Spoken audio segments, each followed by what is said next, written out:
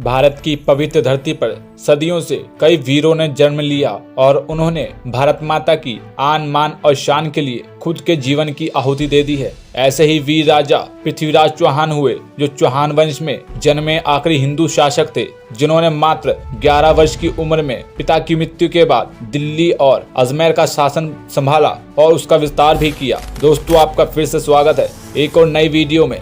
मेरा नाम है महेश और आप देख रहे हैं मिस्ट्री पॉड। महान शूरवीर और पराक्रमी योद्धा पृथ्वीराज चौहान का जन्म 1149 में पाटन गुजरात में हुआ था। इनके पिता का नाम महाराजा सोमेश्वर था और माता का नाम कर्पूरा देवी था। इनके पिता अजमेर के राजा थे। 11 वर्ष की उम्र में ही इनके पिता की मृत्यु हो गई। तब इन्होंने छोटी ही उम्र में अजमेर का कार्यभार संभाला और अजमेर के उत्तराधिकारी बने। पृथ्वीराज चौहान ने युद्ध की शिक्षा ग्रहण की और आगे चलकर एक कुशल योद्धा बने। इन्हें राय पिथौरा भी कहा जाता है। बचपन से ही कुशल योद्धा थे। अपने बाल्यकाल से ही शब्द वेदी बाण चलाने की विद्या का अभ्यास किया था, जिसके जरिए वे बिना देखे आवाज के आधार पर बाण चला सकते थे। पृथ्वीराज चौहान की माता कर्पूरा देवी अपने पिता की एकमात्र संतान थी, जिसके कारण कर्पूरा देवी के पिता महाराजा अंगनपाल, जो कि दिल्ली के राजा थे, उन्हें इस बात की चिंता खाई जा रही थी कि उनकी मृत्यु के बाद उनके साम्राज्य का कार्यभार कौन संभालेगा। इस प्रकार का विचार करते हुए उन्होंने अपनी मृत्यु के बाद पृथ्वीराज चौहान को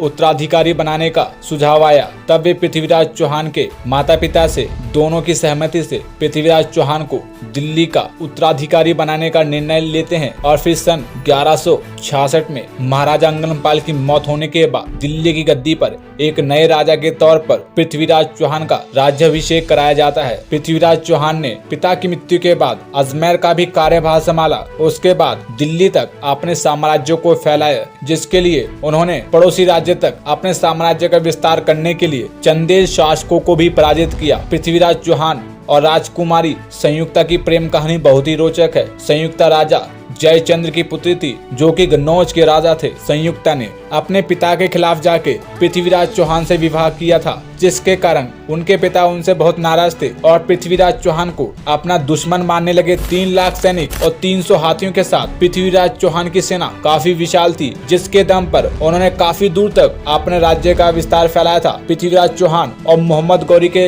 बीच कुल 18 बार युद्ध हुआ था, जिसमें 17 बार तो उन्होंने मोहम्मद गौरी को बुरी तरह हराया था और 18वीं बार मोहम्मद गौरी के एक षड्यंत्र के कारण पृथ्वीराज चौहान हार जाते हैं। जयचंद्र मोहम्मद गौरी से मिल जाता है और दोनों धोखे से पृथ्वीराज चौहान को बंदी बना लेते हैं। जयचंद्र ने पृथ्वीराज चौहान के साथ गद्दारी की थी और उसे भी गद्दारी का फल भुगतना पड़ा था। मोहम्मद गौरी ने जयचंद्र को भी मार दिया था। पृथ्वीराज चौहान को पराजित करने के बाद गौरी पृथ्वीराज चौहान और चंद्रवरदाई, जो कि पृथ्वीराज चौहान के मित्र थे और एक कवि भी थे, उन्हें बंदी कर अपने राज्य ले आता है, जहां पर पृथ्वीराज चौहान को बहुत यातनाएं देते हैं। यहां तक कि गर्म लोहे की सरिये से पृथ्वीराज चौहान की आंखों को फोड़ दिया जाता है, जिससे पृथ्वीराज चौहान अपनी आंखों की रोशनी खो देते हैं। उसके बाद मोहम्मद गौरी पृथ्वीराज चौहान की मृत्यु से पहले उनकी आखिरी इच्छा पूछते हैं। तब चंद्रवरदाई की सलाह पर पृथ्वीराज चौहान शब्द वेदी बाण चलाने की इच्छा को प्रकट करते हैं। मोहम्मद गौरी के आदेश अनुसार उनकी सेना ने एक बड़े से मैदान में पृथ्वीराज चौहान को तीर और बाण दे देते हैं और चारों तरफ काफी सारे लोग बैठे हुए थे,